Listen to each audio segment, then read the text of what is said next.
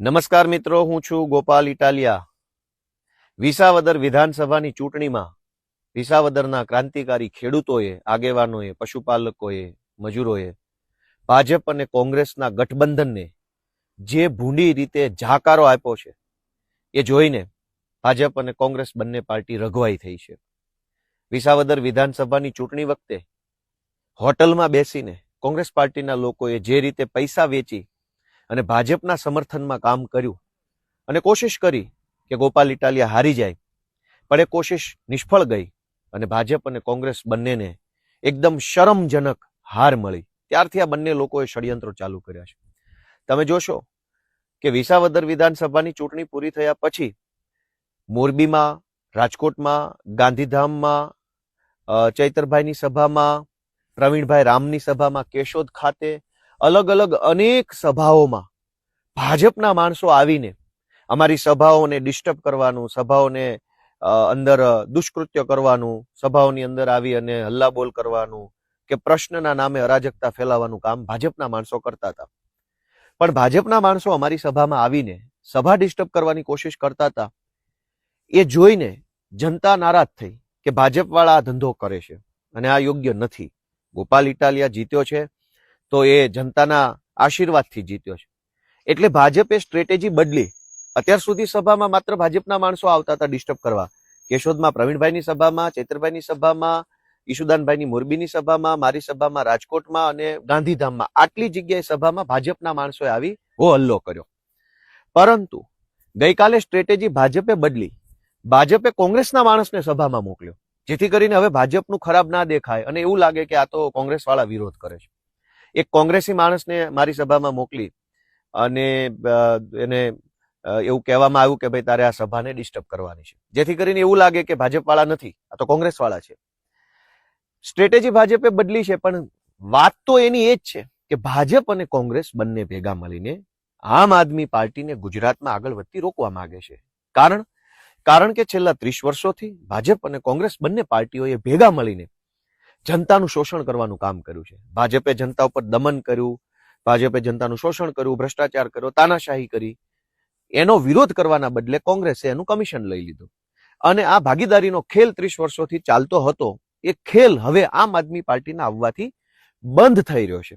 ખેલ બંધ થઈ રહ્યો છે, ફ્રેન્ડલી મેચ બંધ થઈ રહી છે. એટલે બંને રઘવાયા થઈ અને આ કામ કરી રહ્યા છે. ગઈકાલે કોંગ્રેસના માણસે મારા ઉપર જૂતું ફેંક્યું.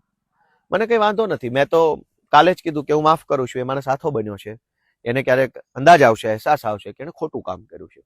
કેટલાક લોકોએ મજા લીધી અને એવું કીધું કે ભાઈ ગોપાલ લઈ દે, પેલા આવું કરતો હતો અને આમ હતું તેમ હતું. હું એનો તો જવાબ આપું જ આપું, પણ એની પહેલા કે ગઈકાલે જે ઘટના બની એમાં મારું લગભગ 10 થી 15 20 મિનિટનું ભાષણ મારું આગળ વધી ચૂક્યું છું. 15 મિનિટથી હું બોલતો હતો. તમે વિડીયોમાં જોઈ શકશો, અનેક ચારે બાજુથી લોકો મોબાઈલમાં રેકોર્ડિંગ કરતા હતા. ક્યાંય સ્ટેજની આજુબાજુ, આગળ પાછળ, ઉપર નીચે, દૂર દૂર સુધી પોલીસ વાળા કઈ ઉભા નતા. મારું પોતાનું ધ્યાન હતું, કેમ કે હું તો સાવ આગળ આવીને ઉભો વાત કરતો હતો. અચાનક જ મારું 10-15 મિનિટનું ભાષણ પૂરું થયું. એના પછી અચાનક જ 2 કોન્સ્ટેબલો આવ્યા, ચાલતા ચાલતા સ્ટેજની જમણી બાજુ એકદમ મારી નજીકમાં ઉભા રહી ગયા. બીજા 2 કોન્સ્ટેબલ ડાબી બાજુ આવીને ઉભા રહી ગયા. એક પીઆઈ આવ્યા, એક એએસઆઈ આવ્યા, એક સબ ઇન્સ્પેક્ટર આવ્યા.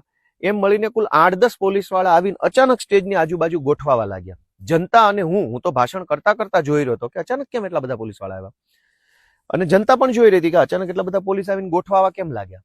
કશું જ નતું, કોઈ સિંગલ પોલીસ વાળો માણસ સ્ટેજની આજુબાજુ નતા. 15 મિનિટના ભાષણ પછી અચાનક પોલીસ વાળા આવ્યા.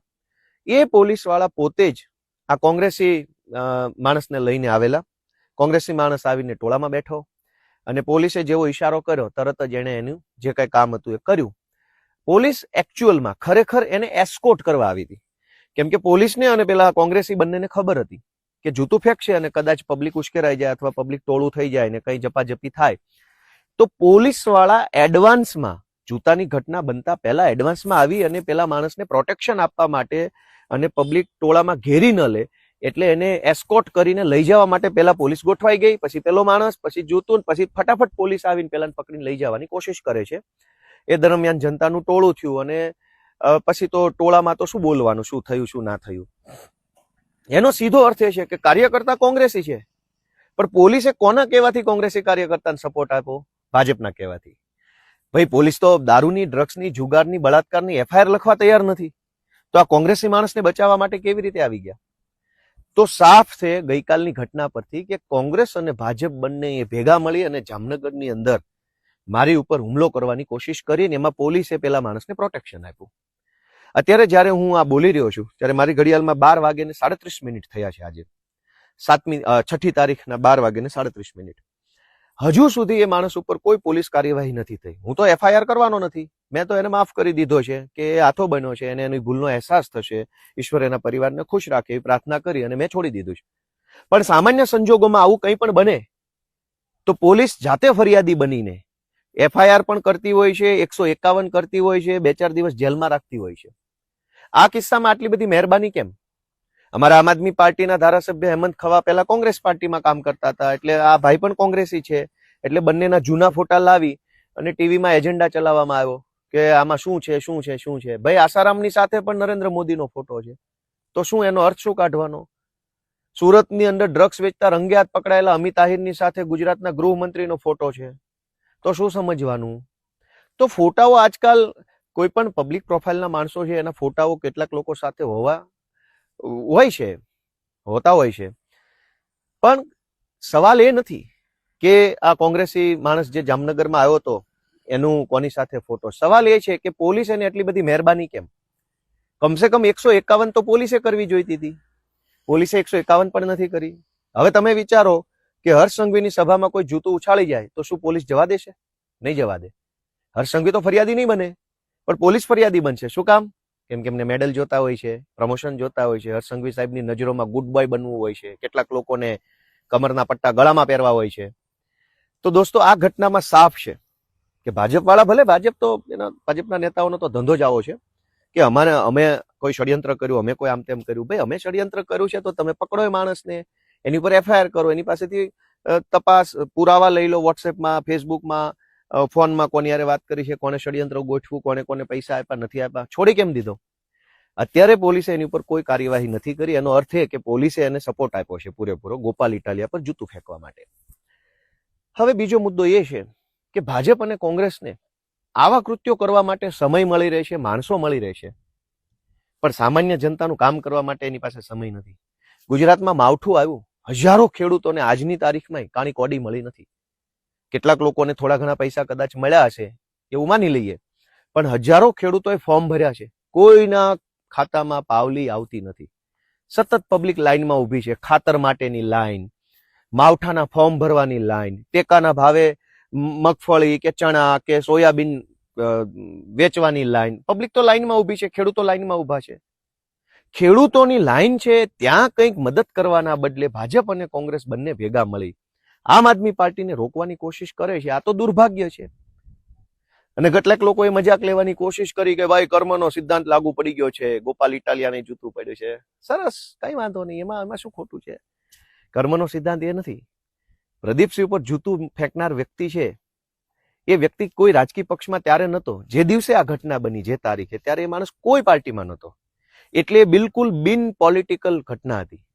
જ્યારે ગોપાલ ઇટાલિયા પર જૂતું ફેંકનાર માણસ તો કોંગ્રેસી છે અને પોલીસના સપોર્ટમાં આવેલો છે. એ કોઈ મરદ માણસ નથી, એ તો સ્ત્રૈણ માણસ છે.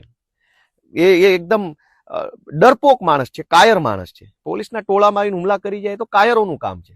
એ મરદના બચ્ચાઓ તો આવું જોઈએ એકલા, પોલીસ પ્રોટેક્શન લઈને શું કામ આવો છો? પ્રદીપસિંહની જે ઘટના બની છે એ ઘટના બિન પોલિટિકલ માણસ છે. એનું આજ દિવસ સુધી એ ઘટના બની તે દિવસે કઈ પાર્ટીના કયા નેતાના કહેવાથી કર્યું તે ઘટના બહાર સામે નથી આવી, એટલે કે એ બિન પોલિટિકલ છે. ગોપાલ ઇટાલિયા ઉપર જૂતું ફેંકનાર માણસ છે એ તો રાજકીય છે, કોંગ્રેસી છે, પહેલી વાત. બીજી વસ્તુ કે પ્રદીપસિંહ ઉપર જૂતું ફેંકનાર વ્યક્તિ જે છે એનો વાંધો ભ્રષ્ટાચાર સામે, તાનાશાહી સામે, એનો વાંધો સરકારની શોષણભરી નીતિઓ સામે હતો. અને એ વખતે એ વ્યક્તિએ કીધું કે ભાઈ મારો વાંધો આ વાતને લઈને છે, વ્યક્તિ સાથે નથી, પણ એ વાતનો વાંધો નોંધાવવા માટેની કોઈ ઘટના છે. ગોપાલ ઇટાલિયા પર જૂતું ફેંકનાર વ્યક્તિ તો કાયર છે, સ્ત્રૈણ માણસ છે, સ્ત્રૈણ. પુરુષય નહીં, સ્ત્રી નહીં, મિક્સમાં જે સ્ત્રૈણ ટાઈપનો માણસ હોય ને, કાયર માણસ, કે જે બતાવે એવું કે બહુ મોટો ભડવીર છે, પણ હકીકતમાં તો એ એકદમ કહેવાય ને કે ડરપોક માણસ હોય છે, નાકારા માણસ, એકદમ કહેવાય ને કે કાયર માણસ હોય. કાયર માણસોના કામ છે આ. તમે તમારી અંદર શક્તિઓ હોય તો તમે શક્તિનો ઉપયોગ સત્તા સામે બાંધવામાં કરો. અમારા ઉપર જૂતા ફેંકવાથી ગુજરાતની જનતાનો શું ફાયદો? ખુલ્લેઆમ ડ્રગ્સ વેચાય છે, કરોડો બાળકોનું જીવન બરબાદ થાય છે. જાઓ મારો ગૃહમંત્રીને જૂતો. આજે ગુજરાતની શિક્ષણ વ્યવસ્થા ખાડે ગઈ છે. દવાખાનાઓમાં છોકરાઓનું બેમોત મરી રહ્યા છે, લોકોને સારવાર નથી મળતી. મા કાર્ડ, ફલાણા કાર્ડ, ઢેકણા કાર્ડના નામે પ્રાઇવેટ દવાખાનાઓની અંદર બોગસ ઓપરેશનો કરીને પૈસા પડાવી લેવામાં આવે છે. ખ્યાતિ કાંડ થયો, જામનગરની હોસ્પિટલનો કાંડ થયો, અનેક લોકોને દવાખાનામાં, પ્રાઇવેટ દવાખાનામાં શોષણ થઈ રહ્યું છે. શાળાઓમાં લૂંટફાટ ચાલે. તમારામાં હિંમત હોય, તાકાત હોય તો જાઓ મારો સરકારને 4 જૂતા. પણ તમે એકદમ કાયર માણસ છો, ડરપોક માણસ છો, તમે શિયાળ છો, તમે કોઈ મરદ માણસ નથી. તમે પોલીસની આડમાં, પોલીસના પ્રોટેક્શનમાં જે કૃત્ય કર્યું એ કાયરતાપૂર્ણ કૃત્ય છે.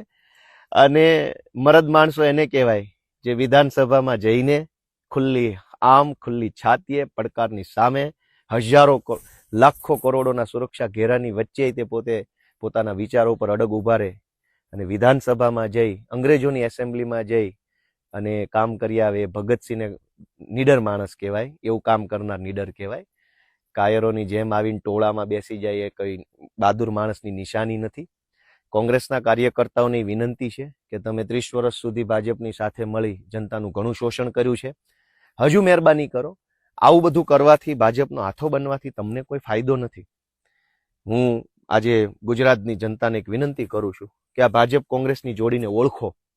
અમે તો જીવનમાં એવું કંઈ ખોટું કામ કર્યું નથી, છતાંય ભાજપ કોંગ્રેસ બંને મળી અનેક જગ્યાએ અમારા કાર્યકર્તાઓ પર હુમલા કરાવી રહ્યા છે. એમાં ભાજપ મેઇન છે. અત્યાર સુધી ભાજપ હુમલો કરતું હતું, હવે ભાજપ વાળાએ કોંગ્રેસ વાળાને ભાડે રાખીને હુમલો કરાવવાનું કામ કર્યું છે. કોંગ્રેસના માણસો હાથો બની રહ્યા છે. એટલે હું આજે ગુજરાતભરની જનતાને વિનંતી કરું છું કે લોકો જાગૃત બને. મુદ્દાની રાજનીતિ જે આમ આદમી પાર્ટી કરી રહી છે એને જનતા સપોર્ટ આપે એવી મારી લાગણી વિનંતી છે. સૌને મારા નમસ્કાર.